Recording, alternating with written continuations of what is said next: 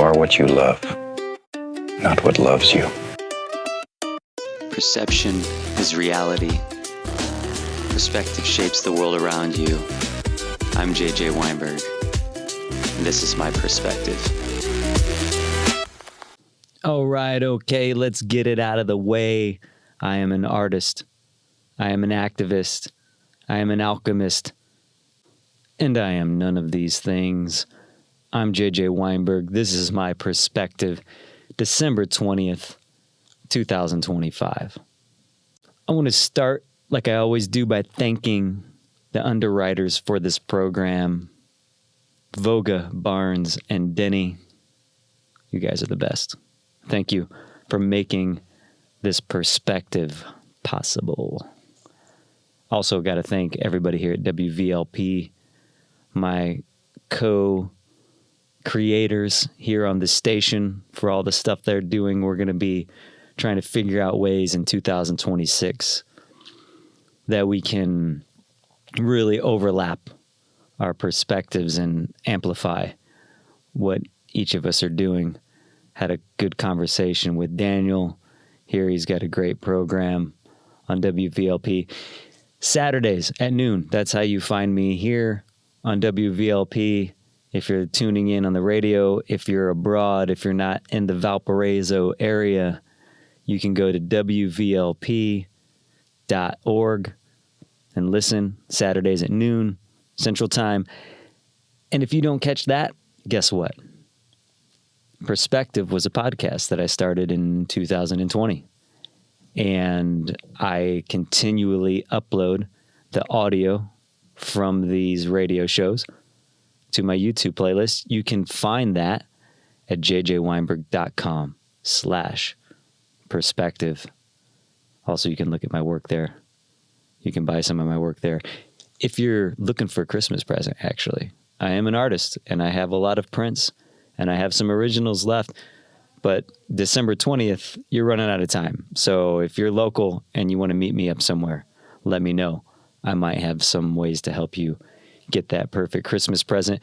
One such perfect Christmas present for me that I painted in 2026 for my dad was a Field of Dreams painting after the Cubs won the World Series. I talked about that a couple episodes back.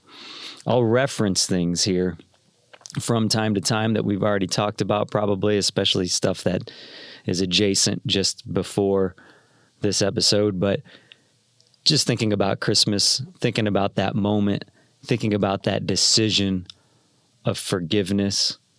I tell people all the time that I live in a perpetual state of forgiveness.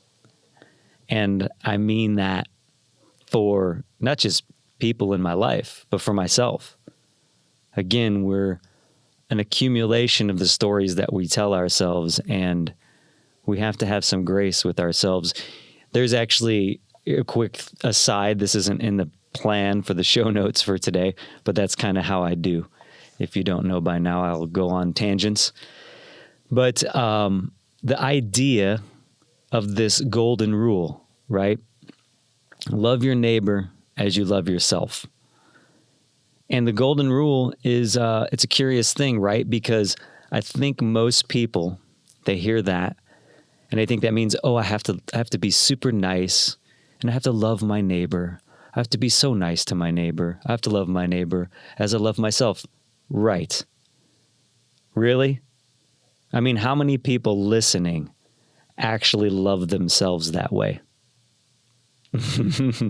Very few. I'm quite certain of it. So what I take this idea of loving your neighbor as yourself to mean is actually a way to call us into balance. It calls us to recognize how we love ourselves. I think a lot of times it's out of balance, right? We look at people and we might see that person who's really hard on people, like just so extremely vitriolic and always, seeing the speck of sawdust in their brother's eye while ignoring the plank in their own, right? They're criticizing, and a lot of times that's projection. So they're really hypercritical But then with themselves, they're like, hey, I'm not bad. I'm great. I'm so great. And so there's a imbalance there. Look at it conversely. And this is where I think a lot of people really kind of come from, and what it looks like is I'm really kind to other people, or I give people a pass, or I don't, push as hard on that person. But then the way that I love myself is like, I'm really hard on myself. I criticize myself. I kick myself a lot. And it's like, what I'm saying is that I think the idea to love your neighbor as yourself, it calls it into balance, because if you're really hard on yourself but easy on others, that's not balance. It's like, well, treat the other person a little bit like you treat yourself. Oh, I can't do that, someone might say. Well, yeah, then don't treat yourself that way. And so that's the way I look at the golden rule of treating or do unto others as you'd have them do unto you. It's more of a way for us to examine exactly how we do unto ourselves. It's trying to get us to go inward. So that's my perspective on the golden rule. Okay, so last week we talked about the pattern, the crystal of the present. Pattern as identity as decision. The crystal isn't an object, it's a verdict. It's the visible sentence passed down by an invisible pattern. Every human being, every mineral begins as a field of possibilities, a soup of chaotic particles with infinite potential shapes. Nothing is fixed, nothing is inevitable. There is no destiny in the molecular fog. Only pressure, only conditions, only decisions. Then the pattern begins. In crystallography, the final form is nothing more than the alignment of molecules repeating the same choice at scale. A tetrahedral bond repeated 1,000,000 times becomes a quartz. A cubic bond repeated 1,000,000 times becomes salt. The geometry is the memory of a decision acted out again and again until the universe concedes, yes, this is who you are. So that's the analogy. The human being, as Viktor Frankl says, is the deciding being. Neville Goddard implies it. Awakened Imagination, another great book by Neville Goddard. Reality demonstrates it. We are our lucid dream. Our present moment is a crystal, an intersection of repeated choices that brought us here. So what we call a self is not a vague interior feeling. It's a pattern of accumulation of decisions that have settled into form. So identity is the pattern that makes the crystal possible. And then, as we talked about last week, behavior follows identity because behavior is the repetition of the identity's pattern. Change the pattern and the crystal will break. Change the decision and the form must die. Again, Rumi says, the door there is devastation. Love is not a subtle argument. The door there is devastation. So transformation feels like death. The old lattice has to collapse so a new geometry can grow. We give up some habit. We shed a skin like a snake. It dies. We have to let it die. There's a great scene in Jesus Christ Superstar where he says, to conquer death, you only have to die. It's an amazing scene. Simon Zealots looks at him like he's crazy. And it's a beautiful, beautiful ode to what we're talking about here. The crystal sheds its shape. The person sheds their pattern. We become a new, larger cosmology. So I talked about last week the crystal of consciousness, of creativity, of serendipity, of imagination in the Bobberverse, my happy little hairdos, metaverse, the Jupiter stone. And it's my mythos, this mineralized imagination of the cosmos. And if shards of this crystal are shaved off, it never loses mass, because it's like the Upanishads say, he took abundance from abundance and abundance still remained. So you can't take from abundance. It stays abundant. But if a shard is cleaved off of the Jupiter stone in Fromoville, it has, these different colors, these different powers that manifest a different pattern. But they're crystals in this visible form of invisible decisions. So in my metaverse of Bob, the Jupiter stone becomes the mineral metaphor for human agency. Every timeline originates as a different choice repeating itself. If you're a Marvel fan, Loki, if you look at Loki and you see the timelines, if you're a Back to the Future fan and you see tangential timelines, that's what we're talking about. Our decisions. And so in my Bobberverse, that's what this happy little hairdos thing means beyond the comic book stylings, right? Every Bob, Vincent Van Fro, Post Malone with his happy accidents tattooed on his face, they're all different crystallized identities, a different pattern playing itself forward into form.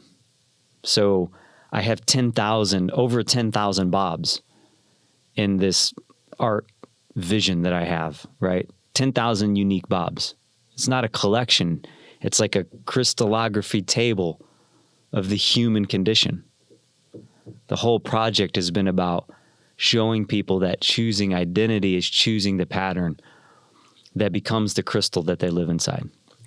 So that's how my happy little hairdos moves from parody to purpose, from meme to meaning, from joke to Jung. The fro is Bob's crown. So another thing that I've brought up a couple of times here, Sam Beckett. I didn't say Sam Beckett, but I talked about quantum leap. And if you're not familiar with quantum leap, it's funny. It's one of those things. My dad loved quantum leap. I don't know. He kind of introduced it to my brother and I, and we were talking about it recently. And my friend Bart Powers, I know that sounds like a magical superhero name, and it is, because Bart is a superhero in my life. And I'm going to talk to you in a future episode about how serendipity drew Bart into my experience. Amazing, just an amazing experience and amazing person.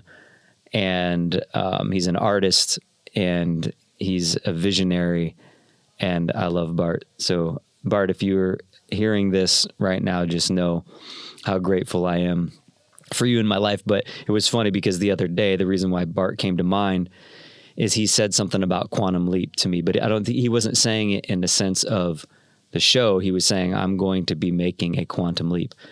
That's one of the things I'll tell you about Bart right now before I get into the show, where we talk about Bart and I converging on this timeline. He's kind of like my Doc Brown in some way. But, ever since I met Bart, it was in 2015, every single day that I wake up, as sure as the sun is going to rise, I wake up and I get a message from Bart. And it's not just like, hey, how you doing? Good morning. I'm telling you, you'll see in the future episode. We'll do it next week. I'll talk about Bart next week, as long as I don't forget to make that the next week's actual episode. I'll better put it in my notes now. But he said something about quantum leap. I'm just saying it's, again, this serendipitous thing. My brother was talking about quantum leap again recently. And for me, at some point in the last 2 or 3 months here, I've realized that the Bobberverse, my happy little hairdos thing, is also like quantum leap. But what it is Dr. Sam Beckett jumps into another body. He lives inside their life until the leap is complete. So there's some sort of tragedy that's happened or is about to happen, or a victory that needs to happen. And Sam goes through this, metaphysical portal, and he arrives in another person's body. And the analogy is that's really kind of how inspiration feels, I think. A new identity jumps into the old form and demands a different pattern of actions. So the spirit moves into us. It enters like a visitor. It occupies and animates us and operates us like a temporary avatar. And, I had this experience many times in writing my book, Serendipity According to Francis, where I get pretty deep into this kind of Philip K. Dick strange experience that I've had, and especially in 2022 when I was hyper focused on it.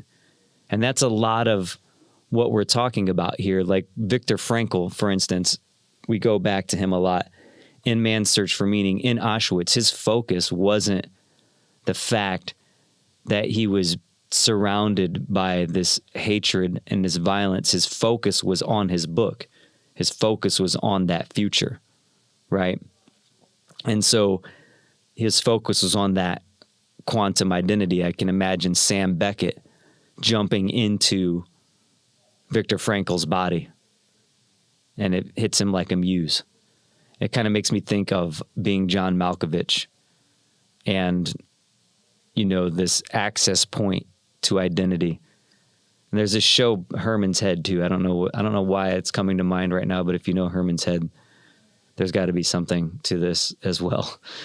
But it's in a dream state, and I'll talk about this more specifically in a future episode. It was really came to me in a dream that I had in probably 1998 or 1999, sometime around there.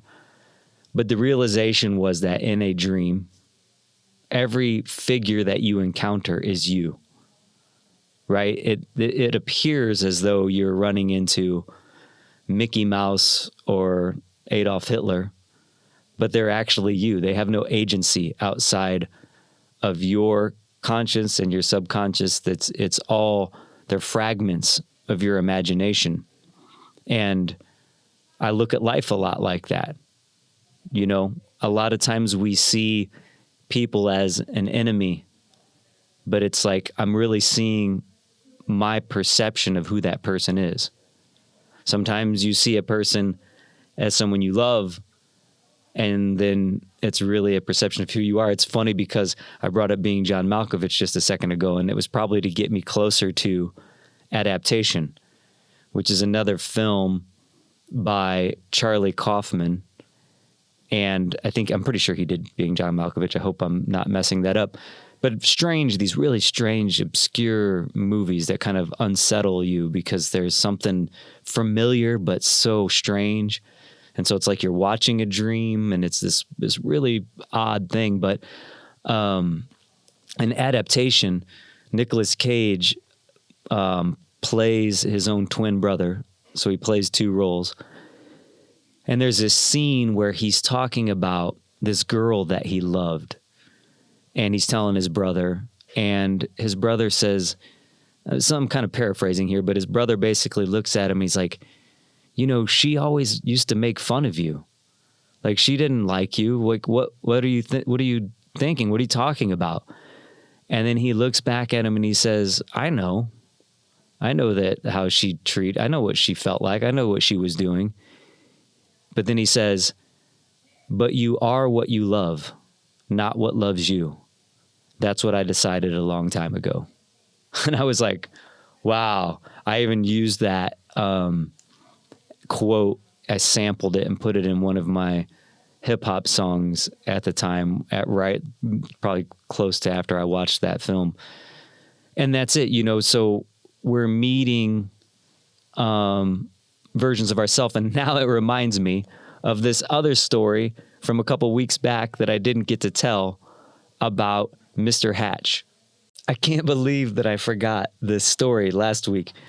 But Mr. Hatch It's Somebody Loves You, Mr. Hatch is this story. And if you haven't heard it, and this is the first time you're going to hear it, I'm so excited and honored that I get to be the one. I'm going to paraphrase it here. I'm not going to give you the exact thing, but you'll still, the moral of the story will sit perfectly with what we're talking about here on perspective, about crystallizing, about choosing your quantum self, and why your perspective matters, and why Nicolas Cage in Adaptation saying, "You are what you love, not what loves you." That's what I decided a long time ago. Why that's so important.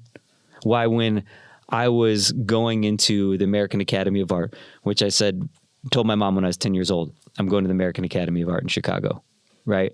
And when I went to this open house, when I was still in high school, it was my senior year of high school, and I sit down and I look at this intake kind of form, and there was like a personality kind of questionnaire, and they were trying to see probably what the enrollment was going to look like that next year. And one of the questions on this form, though, was, are you an introvert or extrovert? And I circled extrovert, not because I was an extrovert, not because I even am now. Like, I need to go home and be alone to recharge my batteries. I need solitude. I love solitude. I love to think. I love to write. I love to paint. I love to be by myself, right? But I chose extrovert. I mean, and that led me to meeting my best friend, Tony. We've talked about this, I'm pretty sure here. It led me down a million paths. That was my crystalline choice in that moment, right? To decide that I was going to, manifest more of those traits of being an extrovert. And it changed my life. So, and again, I got to pay homage to Carl Jung. That was a Carl Jung question without him being there. He coined the term introvert, extrovert. He coined the term synchronicity. So much of this goes back to Carl Jung for me. But Mr. Hatch, okay. So Mr. Hatch, he lives this quiet, lonely life. He's following the same routines every day. He believes no one notices him, so he hangs his head. He walks with his head hung down. Nobody cares about Mr. Hatch. But then on Valentine's Day, he receives an anonymous gift on his doorstep, and it says, "Somebody loves you." Somebody loves you. He goes through his next day just thinking he's truly loved, feeling he's loved. Everything starts to change for him. He's smiling. He's helping his neighbors, baking, laughing. He opens his heart to the world. He's not hanging his head anymore. He's looking people in the eyes and smiling and waving, and his kindness transforms the whole neighborhood. Right? Well, later, they learned that the gift was actually delivered to him by mistake. Right? It wasn't even supposed to go to his house. The "somebody loves you" wasn't meant for Mr. Hatch. So the package, right, was delivered to the wrong address. This anonymous "somebody loves you" was not mysterious or symbolic. It was simply a clerical error. And at the moment, the audience knows something, the reader knows something that Mr. Hatch doesn't. So the truth starts to emerge quietly. The neighbors learn one by one about this gift. There was no villain, though, no cruelty. It's just this awful realization. But they start to replay the past weeks in their mind. Mr. Hatch is smiling, laughing, baking brownies, helping children. Mr. Hatch is becoming visible. And then they understand something terrifying. If he finds out that this love letter was an error, he might disappear again. Not metaphorically, but emotionally and spiritually. So the neighbors, he's like, do we tell him? Do we let him live a lie? Do we undo what love accidentally created? Again, think about Bob. It's a happy accident. And Mr. Hatch is accidentally happy. They understand that the truth could wound him more deeply than his original loneliness, because before he expected nothing, now he expects love. So they decide not to let the mistake erase the miracle. The neighborhood gathers collectively. They bake, they decorate, they choose presence over correctness. So they arrive at Mr. Hatch's house together. And this is critical. Not one neighbor, not one spokesperson, the whole neighborhood, to tell him the truth. The gift, the card, the Valentine, it was a mistake. And for a brief moment, everything stops. This is the moment when the spell could break. But before the silence can settle, the neighbors finish the sentence that even if the card was sent by accident, the love is not, because everything he became was real. Everything they felt was real. The connection was real. They didn't love him because of the card. They loved him because he was always worthy of it. So then, Mr. Hatch understands the love was catalyzed accidentally, but it was claimed intentionally. The neighborhood stays, the door stays open. The routine doesn't ever have to go back to what it was. Love doesn't require a perfect origin. It doesn't need intention to begin, only presence to continue. The mistake mattered only because it revealed what was already true. Mr. Hatch didn't become lovable because someone loved him. He became visible because he believed he was loved.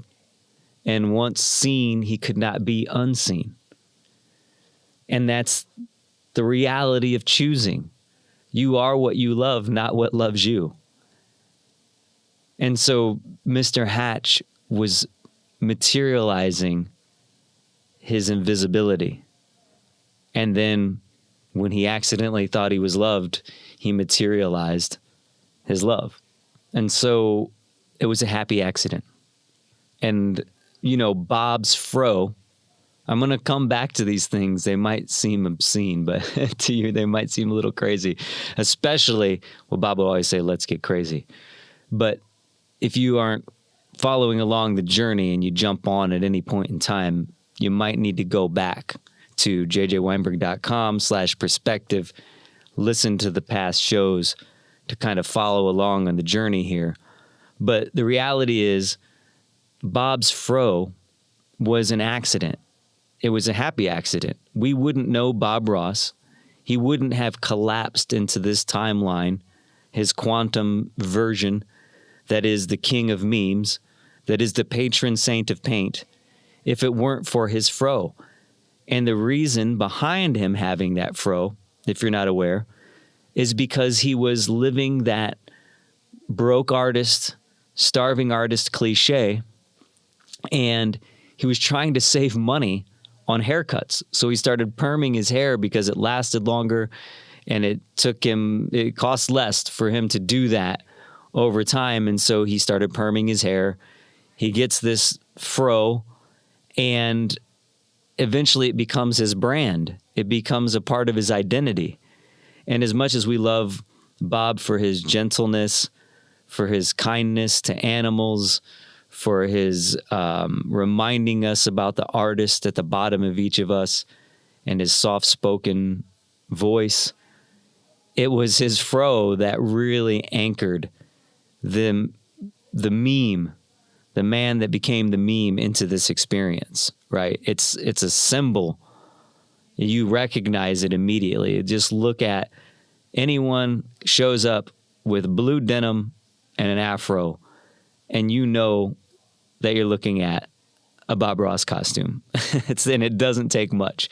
Hence why I did the Million Bob March and the Bob Mobs that we did in Chicago and in Washington, D.C. and everything this year in observance or Bobservance of the impact that funding for public media has had on the public imagination. And so Fromoville, my metaverse where you can literally have a digital avatar walk through this video game of my imagination. There's a crystallized synchronicity in the Jupiter stone. I talked about this last week in Fromoville. And soon here, I'm not going to do it on this episode, but November 24th of this year, I was walking in a parking lot and I had an artifact. I'm telling you, an actual physical artifact from Fromoville manifest at my feet because of my broken down car. I'm just telling you, a literal, real world, absolute manifestation of a talisman, a portal, a opening to Fromoville in the parking lot. And so it's this synchronicity, a crystal forming in time, this visible geometry of an invisible pattern. It's the universe showing the shape of decisions reflected back at us. That's the way I feel. The crystal thesis so far is every moment is a crystal. The crystal is a pattern. Every pattern is a decision repeated into form. Identity chooses the pattern. Behavior follows identity. And then reality follows behavior. The self you choose becomes the geometry of the life that you inhabit. And for me, in my Bobberverse, the Jupiter stone is the mineral metaphor for all of it. And it's called the Jupiter stone, again, because of the Jupiter effect, something that I witnessed, something that apprehended me. We'll talk about it again here. We'll talk about it often in perspective, I'm sure. It's in my book, Serendipity, according to Francis. The notion that Jupiter's gravity basically is a sign of love, like Mr. Hatch getting Someone Loves You across space and time. It was me listening to the background of Discovery Channel while I'm working on an art project. I'm in art school, 1998 probably, and I hear him saying, if Jupiter were a centimeter out of position where it was in the solar system at the time of the Big Bang, that the debris that now circle the planet because of its gravity, it wouldn't have been able to catch. And this debris, these asteroids would have crashed into Earth. That crashing would have made the atmosphere on Earth impossible, and life as we know it wouldn't be here. So that's the Jupiter effect. That's why it's called the Jupiter stone, of course, in my mythology. So being is pattern. That's the crystal. And pattern is not what you sometimes do, not what you occasionally do. Pattern is what you consistently are. And consistency is imagination made stable. I talk about Neville Goddard a lot, and I'll talk about him more here in perspective. Neville says that the secret is thinking from the end, not of the end. The distinction is everything. So thinking of the end means staring at a desire through glass, like a museum exhibit you admire but never inhabit. Thinking from the end means stepping inside the identity of the one who's already arrived there, already became that, already lives in that crystallized feeling of completion. Once you think from the end, the pattern changes. Once the pattern changes, the being changes. And once the being changes, behavior changes. Behavior obeys. So you can force a new habit, write lists, count days, perform the motions of the person you wish to become from the other side of the glass. But unless the identity is felt, unless the pattern is believed, unless the imagination has touched the crystal, the completed state, the old pattern will reclaim you. The old crystal it'll reassert its geometry. This pattern always wins. Pattern is the root system of the self. You fail at habits not because you lack discipline, but because you've not yet believed the pattern of the person who performs those habits effortlessly. You've not glimpsed that crystal yet.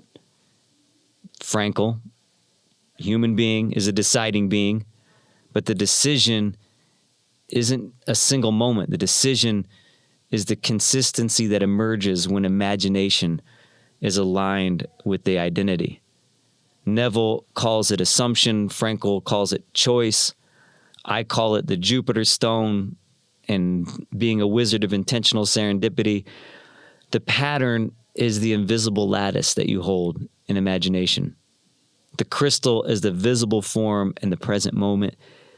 Identity is the field that chooses the pattern. Behavior is the expression of the choice repeated until the form appears. So it's like we have this tendency to think that when people start talking about pattern or choice or imagination, that it's all woo-woo. It's all, no, it's just you're choosing to operate from this place. And that choice is what gets you there. It's an inevitability. Once you've seen the crystal vision of who you are at the end, you behave in accordance with that version of yourself, not out of effort, out of consistency and a belief that's made rhythmic through your days. And so when the crystal is clear in imagination, that pattern stabilizes. You don't have to try to become the person. You return to the person in the future's memory. So it's best to rehearse identity, not habit. And here's where we can really get to it. So Neville Goddard, he puts it with just a surgical clarity. This is a line just worth carving into marble. He says in the book Awakened Imagination, it is the lack of passionate direction to life that makes a person fail of accomplishment. The sentence is the fulcrum. It aligns perfectly with Viktor Frankl in Man's Search for Meaning when he says that the human being can endure almost any how if the why is clear. Purpose is the compass. Meaning is the engine. Passionate direction is the pattern that the crystal forms around, the perspective. This is the bridge between Neville's language of thinking from and Frankl's doctrine that man is above all a deciding being. Purpose is what we think from. Desire is what we think of. So unfortunately, most people never cross that bridge. They stand at the riverbank of desire, staring at the life they want as if it existed in a distant country, some far off never land. They imagine it, but they don't inhabit it. They look at the crystal, but they don't touch it. So to think of the end is to dream of a destination. To think from the end is to stand in the destination and call it home. To become lucid and say, this is my dream. Everything around me is my perspective. And passionate direction is the passport. Purpose is the bridge. Identity is the traveler. So once purpose is chosen, the imagination gains direction. Once imagination gains direction, a pattern begins. Once the pattern begins, the crystal forms. This is why Neville and Frankl sit so comfortably side by side. Frankl is basically saying that meaning is essential. Neville is saying identity is decisive. So this week's perspective has definitely been a continuation of the crystal and the pattern and choosing. But I'm glad that I was serendipitously drawn back to Mr. Hatch, because I nearly forgot it from when I mentioned it in I don't know, it might have been the first episode here on perspective. Again, reminder, If you're here listening, we're on WVLP, WVLP.org, noon on Saturdays, every Saturday at noon, Central Time. If you're not, close enough to hear it on the radio, again, tune in to WVLP.org. Or if you miss episodes or you want to go back to something, the collection can be found in my playlist for Perspective, the podcast that I started in 2020 and just sporadically would do. I didn't have the kind of consistency that we have now. And there it is. This is the pattern. So what you're seeing, what we're saying, what's happening right now is the record of exactly the perspective that I'm promoting, in the notion that the quantum self that I've decided, my being, is a being who sits behind a microphone and makes sure that there's something here every Saturday, so long as I can. That's part of me crystallizing this form of myself. And we'll see where it takes us. We'll see where it takes me personally. We'll see where it takes the Bobberverse. We'll see where it takes Bob. We'll see where it takes you. And again, if you're not following me on Instagram, it's JJ Weinberg.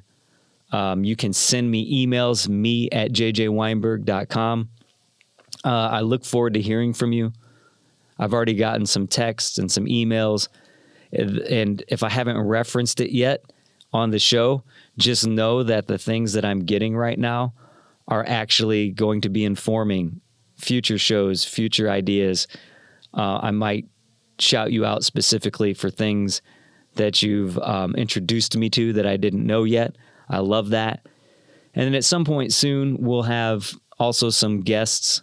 We'll do some live in the studio guest stuff, and that'll be really fun. I'll try and figure out a way I can maybe even take calls. That would be great as well. But for now, I'm going to continue this journey, and it brings me to our segment about serendipity according to Francis. So I'm going to read from my book for today, December 20th, 2025. I'm going to read from Serendipity According to Francis, December 20th, 2022. December 20th, 2022. I'm fairly certain there was a day I was supposed to go back to the lake to write from that same spot, but in the cold. I set a reminder in Google, but I must have missed it. Apologies. It gets me to the realization that we're running out of time on our journey. Just a little over a month left. I'm not sure I'm ready for that. I'm taking a pause right now because this is the first time I've read that line since December 20th, 2022, and I'm reading it with you now, and it gets me emotional, very emotional, choked up, like I know the me that wasn't ready to be finished with this experience of this book because it was such a profound time in my life. But anyway, let's get back. So I say, I'm not sure I'm ready for that. As you've turned the pages through the days of my year, it must now be obvious that I've not been hung up in the emotion of missing Francis. But this volume and this practice has honored her and allowed me to exhaust a certain amount of existential uncertainty. It's allowed me to make good on a promise, the most solemn commitment of my life. Wow, man. Whew, I'm just telling you, this is overwhelming, so apologies for me having to take these breaks. I've always wanted to write. Francis brought me here. Rest assured that every page you've turned is Fran's energy through my experience. Even as I've taken long detours, all roads lead to Toto, the small dog, the magic carpet. A month now, man, whew, a month now doesn't seem to be near enough time. Time is funny like that, isn't it? One day, we feel like we're trudging through our work. Then the next day, we wish we had more time. I feel like I've missed so much. Such is my neurosis. I'm perpetually trying to keep up with serendipity. I know I've missed stories from my youth and wild experiences, like having 6 guns drawn on me while I was in a camouflage Santa suit. Guns drawn on me while Francis is barking in the background. A month isn't near enough time. I do wonder what the first day after my last page will feel like. Like losing Francis all over again? Will I cry? And if I do, how will you know? How will I process those emotions? How will I record the magic of going to New York and speaking at NFT NYC? What about the work with Val? That's Val Kilmer. Funny story. Will the insects come to visit me again next summer? To sit and talk as Francis and a dragon? Wow. Whew. To come and sit and talk as Francis and a dragonfly. One thing is for sure. Every time I eat pizza for the rest of my life, a piece of crust is thrown out for Francis. Wow. That's the first time I've read that. Like I said, in over 3 years, my process of crystallizing the book into its final form, it hasn't hit the pattern. So it's taken longer, and it's all great though, because that's the first time I read it in 3 years, and I got to read it here with you on Perspective. And you could see, I mean, I could have easily cut things down and edit out my raw emotion here, but that's not what this is about. And it's funny because now the future me that I was talking about, how will I record this? What will I do? What will those days be like? Will I cry?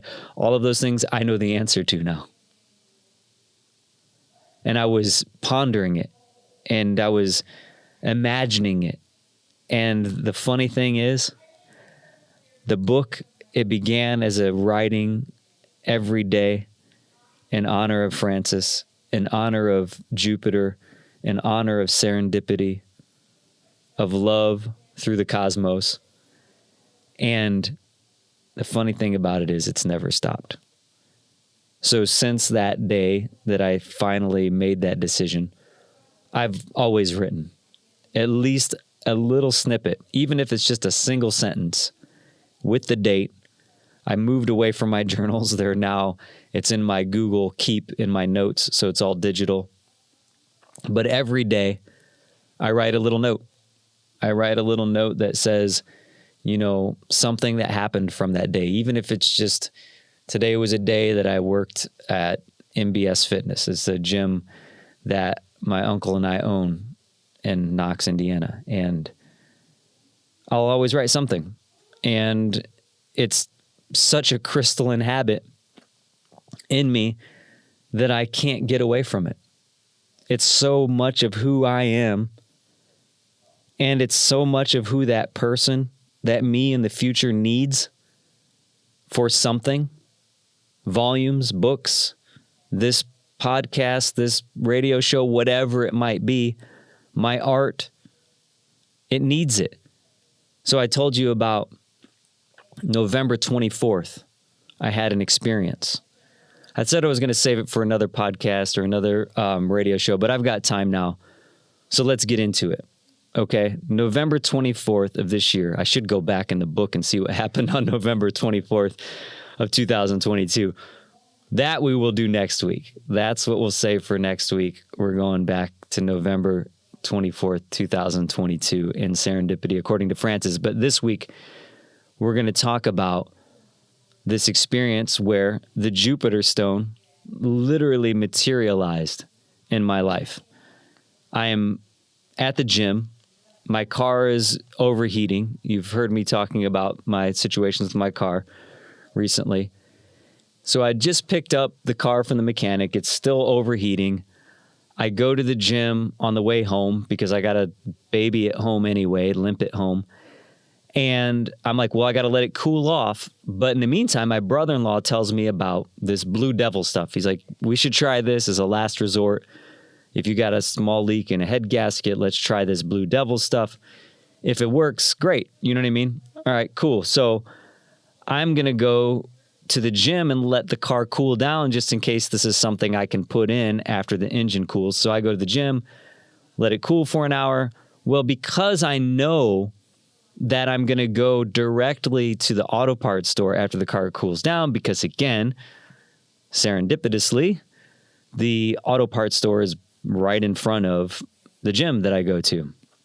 And so I park further away in the parking lot on purpose because I know I'm going to go to the auto parts store after I get done at the gym anyway. So I park in a spot where I would never park. I'm just telling you, there's no reason I would ever park in this spot. But I park way back in the parking lot. And as such, when I'm leaving, I'm going to go walk past my car to then go to the auto parts store and come back. But the fascinating thing was the morning of November 24th, I woke up and these are the notes that I was putting into Serendipity According to Francis. Again, my extension, this digital version of my journaling that I can't let go of. But I started writing with one eye, so bear with me if this gets a little bit crazy. But I was writing with one eye open, just barely awake. It was 4:24 in the morning on November 24th, and I say, the quantum field, every possibility for your life exists simultaneously. Every path you didn't take, every choice you didn't make. And I'm hearing that in a video that I randomly stumbled upon. But I didn't just stumble upon it because I chose it out of a couple of other videos that I stumbled upon. 3 or 4 other videos I skipped to land on this one, and that's what I hear as I'm trying to fall back asleep. So I write this, and I start thinking about how the Bobs in the Bobberverse and Happy Little Hairdos, they're all in the quantum field. They're all choices of potentiality, of creativity, and a single life, they're an allegory for each of us choosing ourself. And our God frame is the lucid dreamer. It's just intense because I've just finished writing these lyrics that I wrote for a new song, and I played that song for you guys, actually. It's the Might Have Been song. It was from a couple of episodes ago.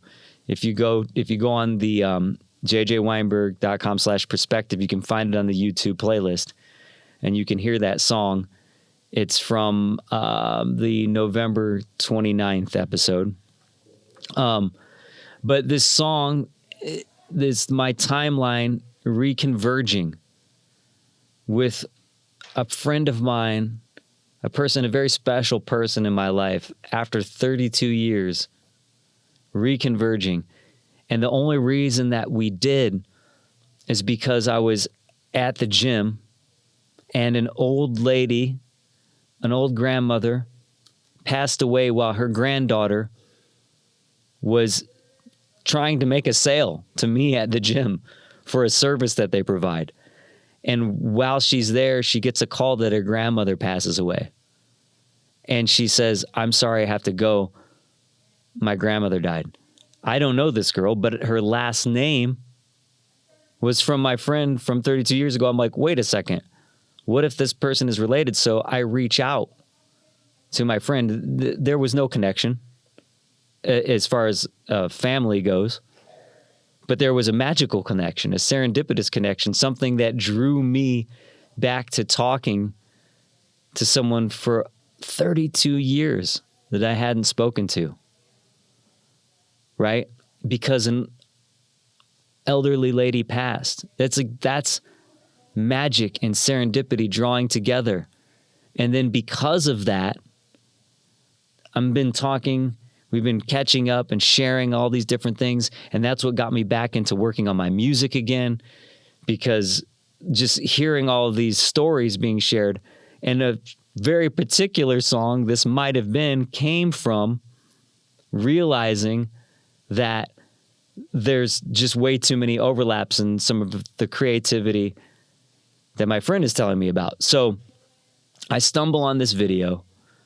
19 minutes in, I'm listening to it, I'm writing, and it's literally my life presently, the stuff that we're talking about. And that's why we got to a lot of these ideas that we've shared in the last couple of weeks, because of this video from November 24th, getting me to this idea of the crystalline knowledge, right? But it's the terror that I feel when I wake up inside of my lucid dream. I've felt that. I don't know if you've never had a lucid dream. It can be terrifying, because it's such a profound experience realizing all of that potential. Because there's an implication that the world around you is all of your making. And it's this haunting notion that I might be sleeping now as I'm telling you this. That this might be realizing that this body is a dream. I'm the dreamer. Not this timeline alone. I'm above it and I'm of it.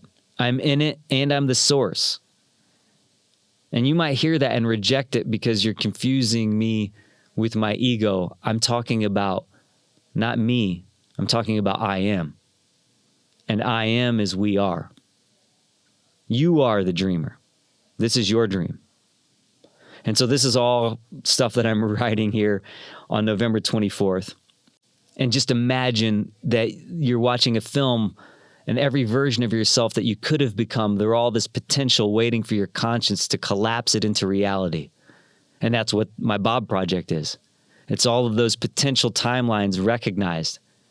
They're asking for the Bobserver to articulate it.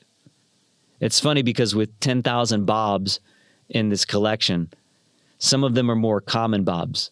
But to me, I'm now realizing that those are potential timelines where Bob was just one of us. Like my song, What If Bob Was One of Us? Some of those Bobs, they didn't ascend to his halo, to his afro. He didn't become the Bob that we know in this timeline. And it's like the story of so many artists that have chased their dreams. So many people have watched their vision fade over the years because they couldn't collapse that lucidity into reality. So I look at these basic Bobs and I realize now that even though they may not look as cool as some of the other ones, I'm realizing that it's like people missing their mark in life and fading into the background of existence. But there's this one Bob, the Bob that we know, that made himself known because of his fro, the happy accident. Oh, and I'm looking at the time, and there's no way I'm going to be able to get to where this physical artifact from Fromoville lands in the parking lot in front of me. I'm so sorry. It's a cliffhanger. We're going to have to come back to it next week. But make sure, set your alarms. You might wake up before reality. Noon on Saturday, WVLP.org. If you miss it, jjweinberg.com/perspective. You are what you love, not what loves you. Perception is reality. Perspective shapes the world around you. I'm JJ Weinberg, and this is my perspective.